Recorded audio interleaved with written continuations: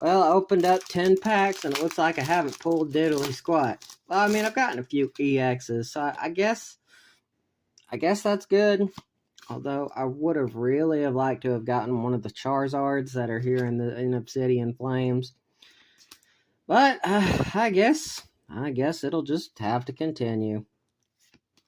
Well, unless if by miracle something happens in the last pack and I pull it. And ooh, actually, I think that's pretty good.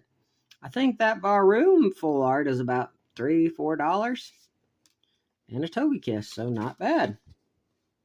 Not bad.